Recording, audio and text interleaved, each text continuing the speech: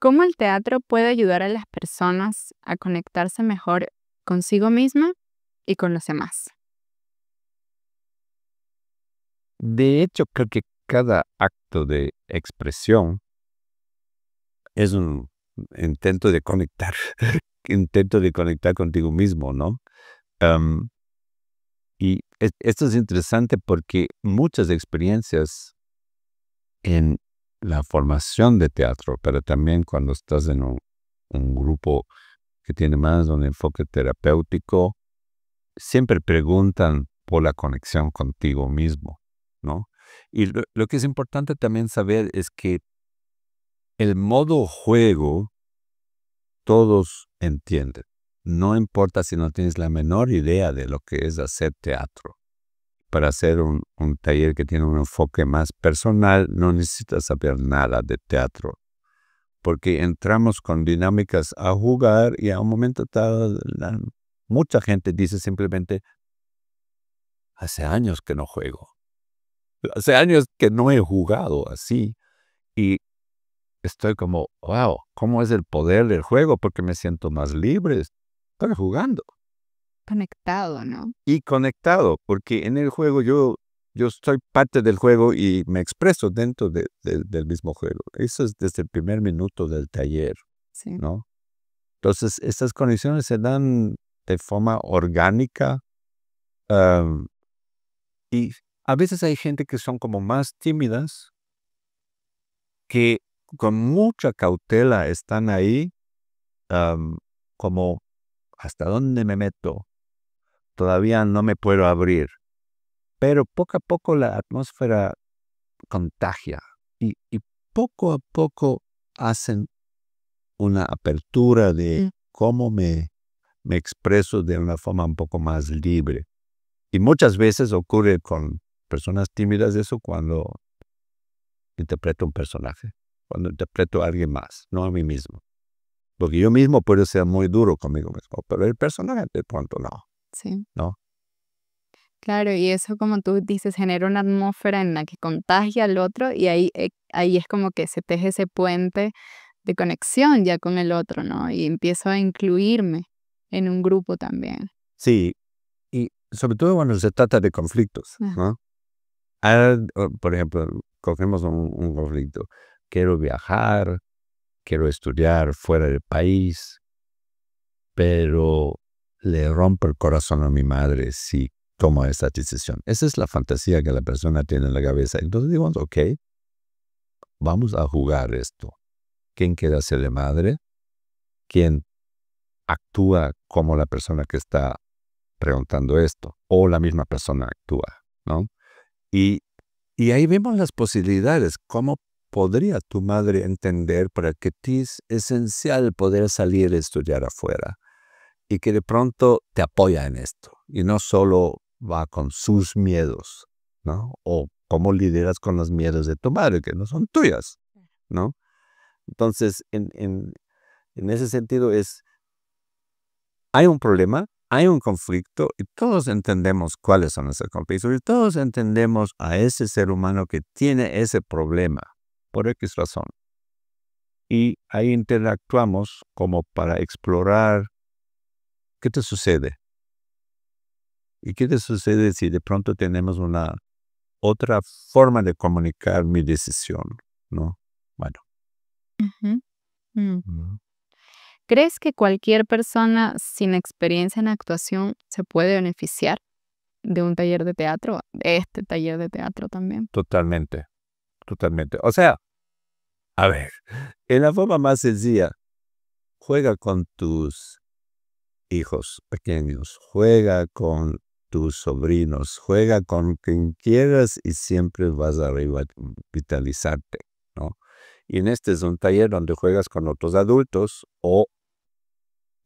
y adolescentes, porque a veces son mezclados esos talleres. Ahorita vamos a hacer uno solo con adolescentes. Y ahí tengo que decir que en 46 años he trabajado un montón con adolescentes, ¿no? Yo Y la gente recuerda talleres donde hay un grupo de 8, 10 adolescentes y otros 10 adultos. Y hemos mezclado, a mí me gusta eso porque tienes una más grande libertad de crear escenas entre adolescentes y adultos, ¿no? Porque el adulto es una persona importante en la vida del adolescente, ¿no? Entonces es interesante mezclar eso también, ¿no?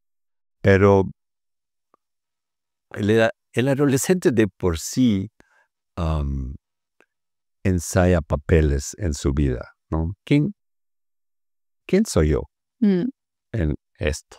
Tengo 14, 15, 16 años y me pregunto, ¿cuál es la diferencia que yo hago en ese planeta? ¿Hago lo que todos hagan o tengo un distintivo especial? Y eso es importante descubrir, ¿no? Y claro, encuentra muchísimas limitaciones sociales en el colegio, en la familia. Y para ser libre y poder ser la persona que quieres ser, primero es darte cuenta cuáles son los límites con que bregos y me ayudan o no me ayudan, porque límites son importantes, ¿no? Y esto yo sé de mi propia experiencia de esa época, pero también por los talleres que ya hemos hecho, donde hemos tratado ese tipo de temas jugando teatro, sin llegar o sea, tocando esa esfera personal, pero no teniendo esa esfera personal como centro, ¿no? ok, claro. Ahora, justamente habías mencionado una historia de una persona que habías visto como su transformación de la timidez. Y un poco, si puedes como compartirnos un poco más cómo el teatro puede ayudar, ¿no? Como que a transitar el miedo escénico, la timidez, la introversión, o sea, de alguna forma estos aspectos, ¿no? De la personalidad. En eso juega mucho un rol la imaginación nuestra, ¿no? Nos podemos imaginar conflictos que no hay.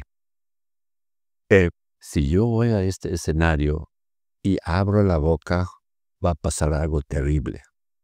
Esto es una fantasía, porque yo no soy suficiente para presentarme frente a un público, porque yo no valgo, o porque mi voz está fea, o me veo feo, ¿no? Que es muchas preguntas que muchas personas se hacen durante toda su vida, pero más que nada en la adolescencia, ¿no? Y primero es como bueno conocer por qué estoy así. Bueno, no tanto el por qué. Me doy cuenta que me juzgo. Me doy cuenta que tengo miedo. Me doy cuenta que me ven. Me da miedo. Y que tengo creencias también sobre ese que me ve, ¿no? O sea, hay unas creencias, claro. Exacto. Eso es. Entonces, hay varios juegos donde jugamos con cuál es la situación real y cuál es tu fantasía sobre esta situación. Porque las fantasías son muy fuertes, o sea, yo hago teatro y yo sé de la fantasía, puedes hacer toda una obra. Fantasías son tan fuertes que las creemos y por eso no actuamos o actuamos de otra forma, ¿no? Entonces, otra vez, volviendo a jugar y volviendo a usar elementos como no soy yo, es un personaje, Mm. o me, me uso a mí mismo dentro de un personaje, pero no es mi cara, es la cara de ese personaje. Eso da muchísimas libertades, por ejemplo, ¿no? Pero por general, por ejemplo, con la timidez, am, hay dos cosas. Gente que no son tímidos tienen miedo escénico también, ¿no? Muchas veces vienen personas a mí y dicen, tengo que dar una conferencia o tengo presentarme en mi equipo de trabajo porque yo voy a hablar allá y me siento muy incómodo hacer esto, me siento mejor privado, sin abrir la boca.